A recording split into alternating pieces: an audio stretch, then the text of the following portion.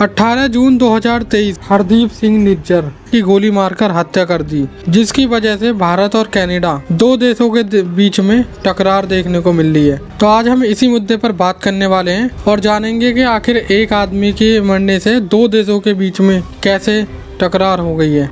And the homicide team is releasing new information about the shooting death of a prominent Sikh leader in Surrey.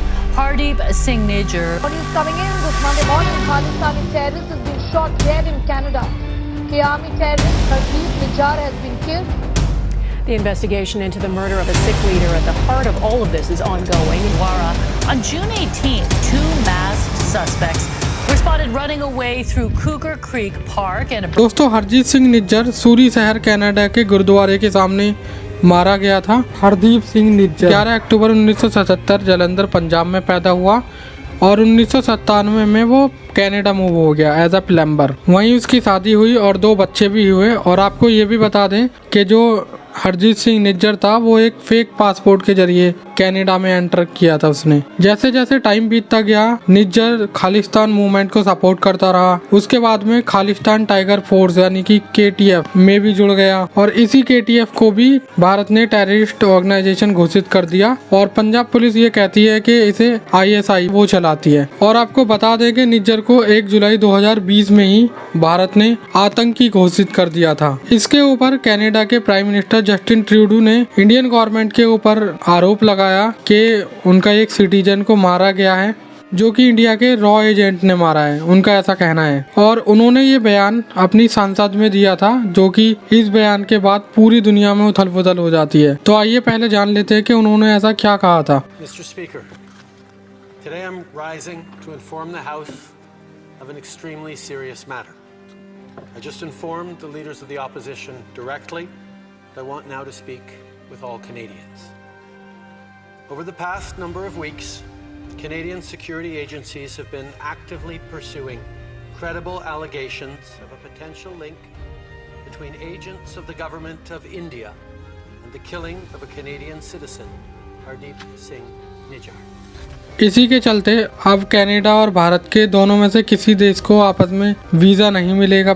वैसे तो इनकी बातों से ये भी लगता है कि इनका कोई पर्सनली मुद्दा भी होगा, ये जो इतनी सपोर्ट कर रहे हैं जस्टिन ट्रूडो। क्योंकि अगर आप देखेंगे तो जो पंजाबी लोग हैं वो इंडिया के बाद अगर दूसरा कोई देश है तो वो कनाडा ही है, जिसमें सबसे ज़्यादा पंजाबियों की आबादी है, यानी कि 2% से भी ज़्यादा पंजाबी हैं कनाडा के अंदर। तो आइए पहले समझते हैं कि ये जस्टिन ट्रूडो आखिर इन खालिस्तानी टेररिस्टों को सपोर्ट क्यों कर रहे हैं, क्या है इस चीज के पीछे राज। तो आपको बता दें 2021 में जस्टिन ट्रूडो की पार्टी को 157 सीट मिली, लेकिन मेजोरिटी के लिए उन्हें 170 सीट चाहिए थी, जिसके लिए उन्होंने जगमीत सिंह से बहुमत लिया। आपको बता दें Jagmeet Singh new democratic party के लीडर हैं, जो कि कैनेडियन ही हैं और वो खालिस्तान को सपोर्ट करते हैं। तो इन जगमीत सिंह को उस टाइम पर इनकी पार्टी को 25 सीट मिली थी। तो जगमीत सिंह से हाथ मिलाने से उनके पास 25 सीट और बढ़ जाती हैं, यानी कि 157 + 25 = 182। तो 182 में वो अपनी सरकार बहुमत से बना लेते हैं। तो अब आप खुद ही अंदाज़ा लगा सकते हो, अगर जस्टिन ट्रूडो ने इनके खिलाफ जरा भी बोला तो उनकी पार्टी, उनकी सरकार गिर सकती है। वैसे तो टाइम टू टाइम भारत सरकार भी ऐसे लोगों के लिए रिमाइंड दिलाती रहती है और ऐसे लोगों को जो ये खालिस्तानी टेररिस्ट हैं, भारत सरकार ने पहले भी कनाडा सरकार को बताया था कि ऐसे लोगों पर सख्त से सख्त कार्रवाई की जाए, लेकिन इस चीज़ को वहाँ की सरकार ने इग्नोर कर दिया।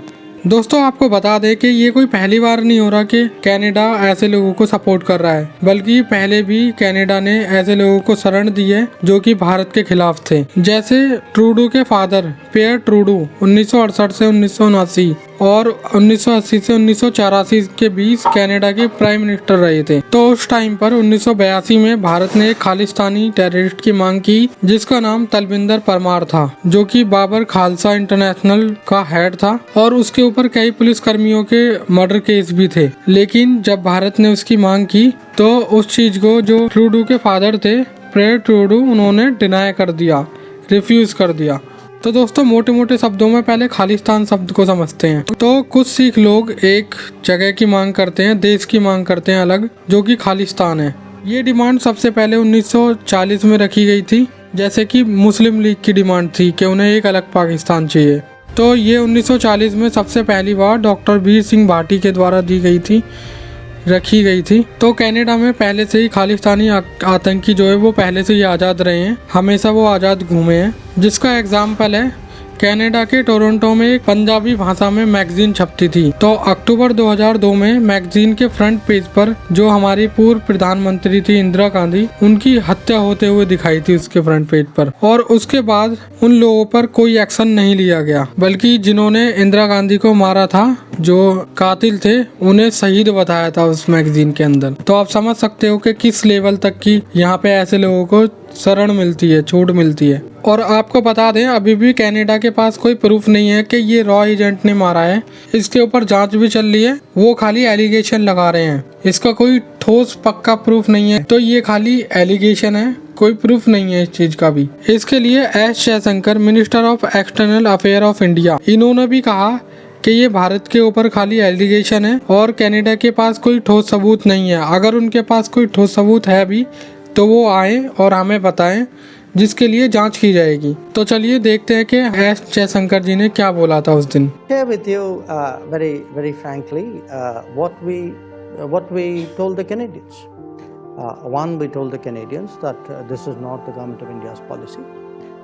Two, we told the Canadians saying that look, if you have something specific, if you have something relevant, let us know. We are open to looking at it. So, but to understand the context of it, in a way, because the picture is not complete without the context in a way. US के राष्ट्रीय सुरक्षा सलाहकार Jack Suleman ने इस मुद्दे पर चिंता जताई थी और उन्होंने ये बोला कि ये जो भी था वो गलत हुआ।